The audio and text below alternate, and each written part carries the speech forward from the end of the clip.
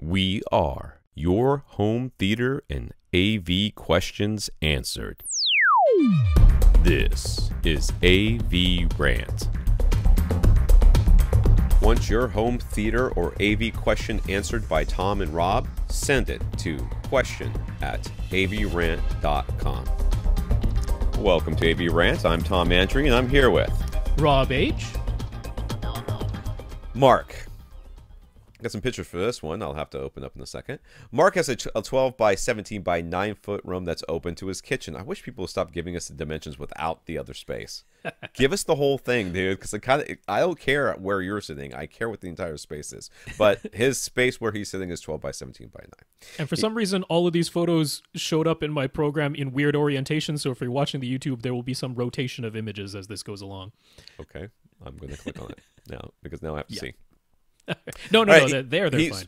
He's using B&W 600 series front speakers with Paradigm in-wall. Well, that's a weird combination. Paradigm in-wall surrounds and an SVS SB2000 subwoofer, and he's sitting about 13 feet from his TV. He's looking for a new AV receiver, and he's narrowed his choices to the Yamaha, Denon, and Pioneer Elite.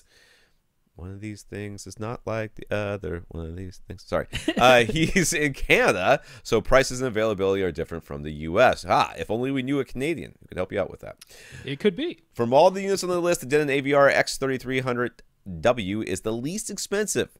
Any good reason to spend more? Anything less than that would be just as good? Question mark, ...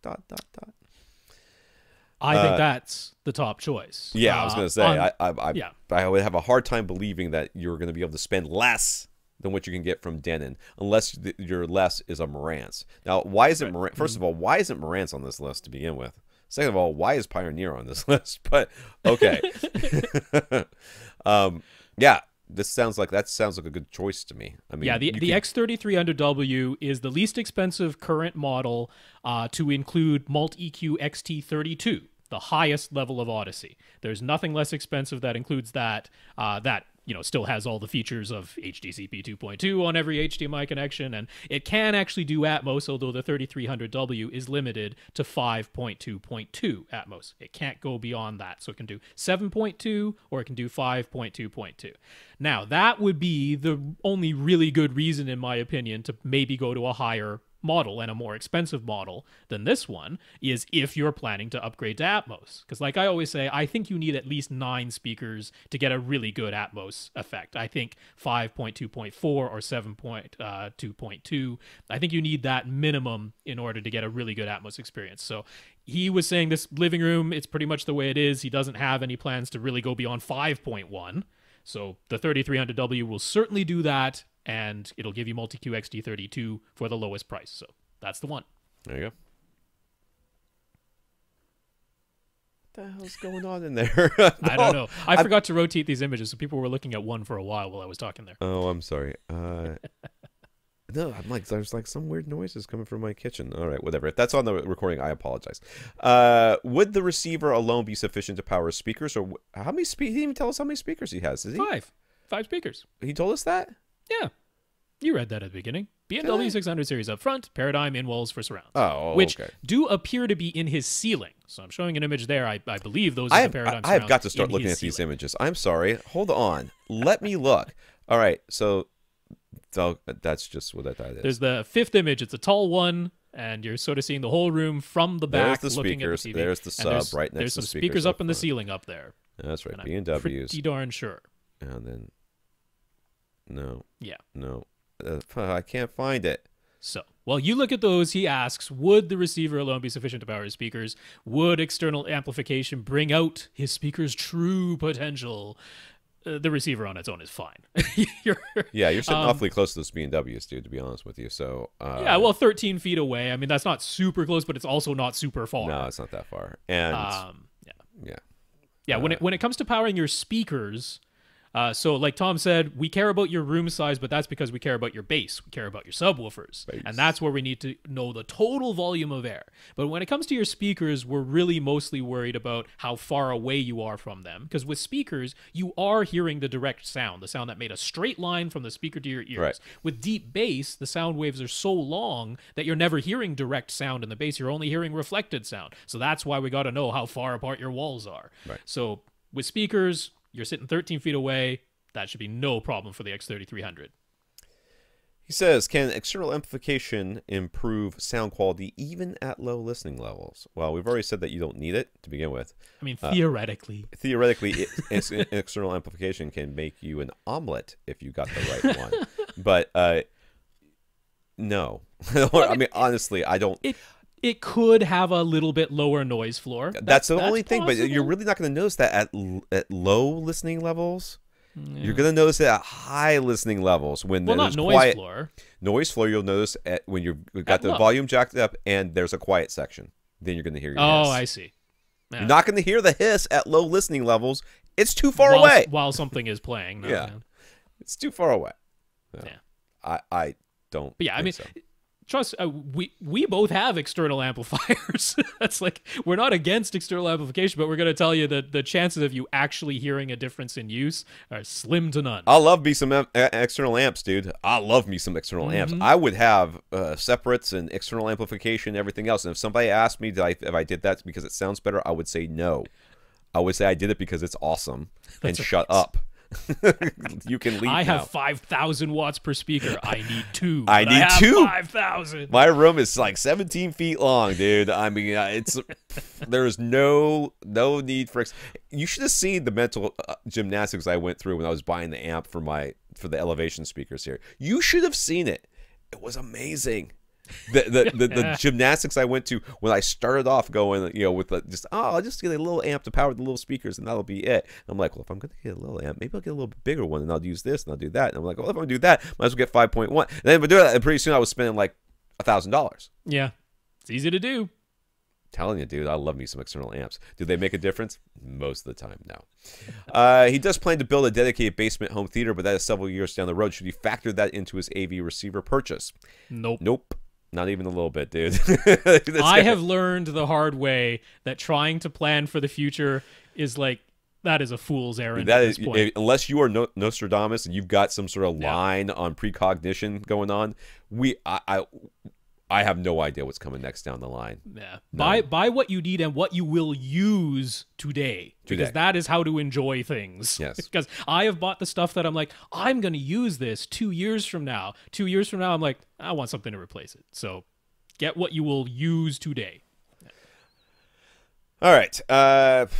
Do we have any comments about his setup regarding the room dimensions? We don't even know what the room dimensions are, dude. The way he's positioned everything, or what should concern him in the way of reflections and potential room treatments. It's a family room, so options are rather limited, but if there's anything fairly simple he could just adjust to improve things, he'd love to hear it. All right, let me go back and look again. So I am not sure about that center speaker, if it's capable of... I mean, is it recessed at all? It's really hard to see. It looks like it's very close to the edge. It is a little tiny bit recessed. Okay. It is a tiny bit recessed. Because I'm just wondering if there's any diffraction happening off of the tweeter going upward. Well, it's firing. It's really low. It's firing right into that coffee table in front. Okay, what's he got? Okay, I got. I mean, can you put that on top of that? That's what I was going to say. It looks like there's room there below. There is room in some of the pictures. In some of the pictures, there's something there. Well, that was a former in-wall speaker. I think that's only in one photo you're seeing his former in-wall speakers. But it sure looks like you got room on top of that cabinet to put your center speaker up there. I would do that. Yeah. Because that would get it closer to ear level, and it'll make sure you're not having any cubby hole effects. Yeah, that's a bad one. I am not in love with the overhead surround speakers. I did finally see it. I thought that was a vent. So it took me a second to see that. I'm pretty sure that's what he was talking about. Yeah. It's the only in-wall speaker I'm seeing anywhere. Yeah. So I'm not super in love with that, but I don't think there's anything you'll be able to do about that. I don't think there's much you can do to change that. That's okay. That's not the end of the world. It doesn't look like that's the plushest rug I've ever seen on the ground right there either. Not really. And wouldn't it be a bad idea to maybe plush that bad boy up a little bit if you could?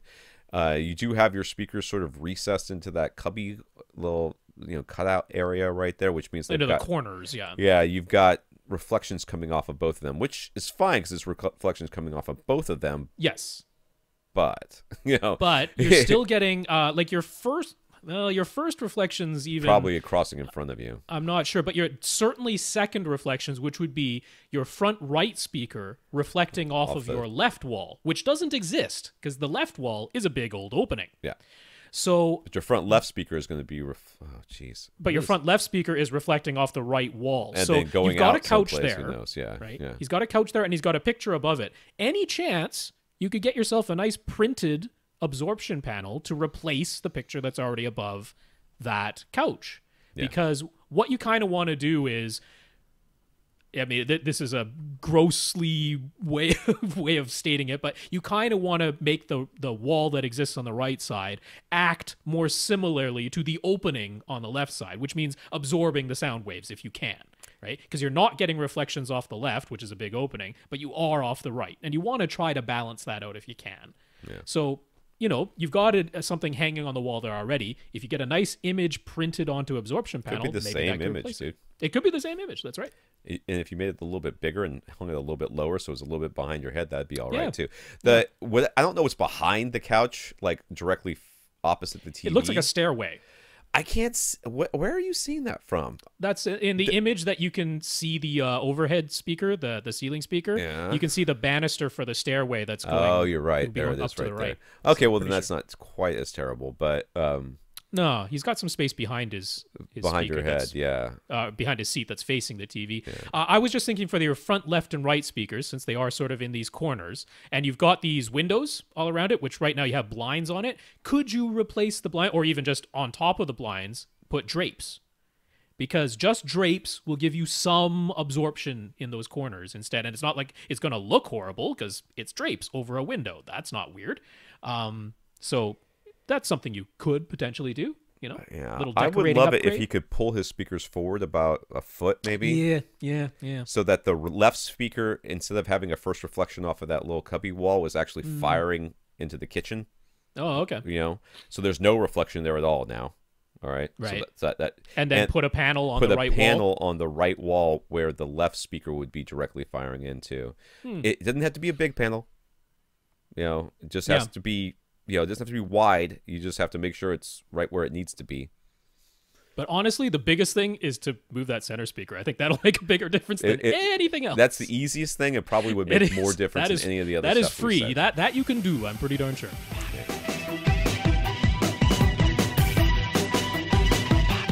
Want your question answered? Send it to question@avrant.com.